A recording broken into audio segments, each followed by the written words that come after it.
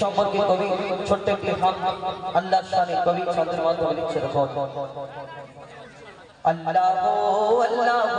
আল্লাহ আল্লাহ আল্লাহ আল্লাহ আল্লাহ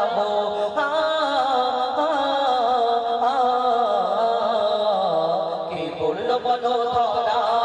সারা জমিন আসমান সুবিশাল নীল আকাশ কে রাখিল ভাসমান কে বলল বলো ধরা সারা জমিন আসমান সুবিশাল নীল আকাশ কে রাখিল ভাসমান সে যে আমার মালিক সবার মালিক আমার মালিক সবার মালিক আল্লাহ মেহেরবান আল্লাহ মেহেরবান আল্লাহ মেহেরবান কে বলল বলো ধরা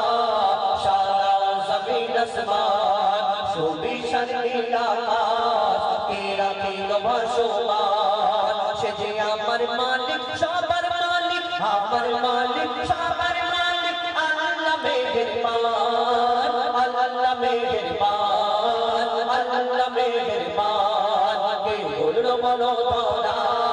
সারা জমিন আসমান সুবিশাল নীল আকাশ কে রাখিল ভাসমান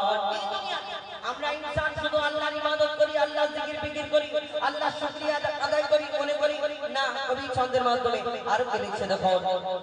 দিক দিগন্তে পাখির কণ্ঠে পলকে দিল মধুর সোর দিক দিগন্তে পাখির কণ্ঠে পলকে দিল মধুর সোর তার কোনো গানকে অবিরাম চলে তারা দুর্বোধর কণ্ঠে পাখির কণ্ঠে পলকে দিল মধুর সুর কার কোনো গানকে অবিরাম চলে তারা দুর্বোধর মায়ের মনে দিল এত মমতার টান কে মায়ের মনে দিল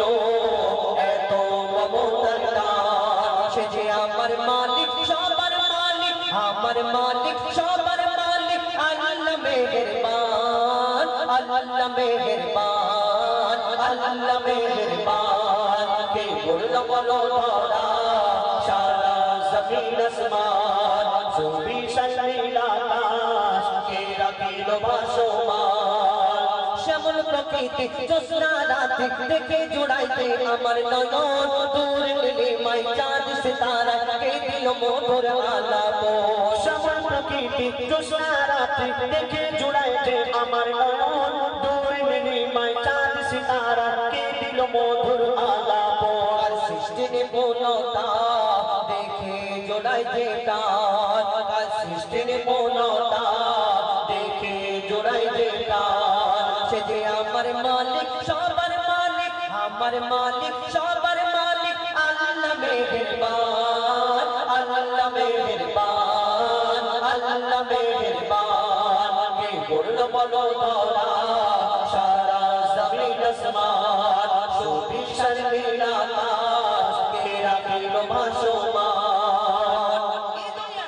আমরা আল্লাহর ইবাদত করি আল্লাহর জিকির ফিকির কেন করতে থাকি এই দুনিয়াতে অন্য জনেরও তাদের ওই দুনিয়াতে ভগবান মানে যাদের সৃষ্টিকর্তা মানে তারা তাদের মতো মানে আমরা আল্লাহর ইবাদত কেন করি আল্লাহর শুকরিয়া আদায় করি কেন আল্লাহর কাজ এই দুনিয়াতে কেন আমরা করি এই দুনিয়াতে কে বানালো সবকিছু সেই মহান আল্লাহ পাক রব্বুল আলামিন আমার আপনার সকল সৃষ্টির মালিক সকলের মালিক এই দুনিয়াতে আমরা কেউ কারোকে ভালোবাসতে তাকে দেখে কি বলি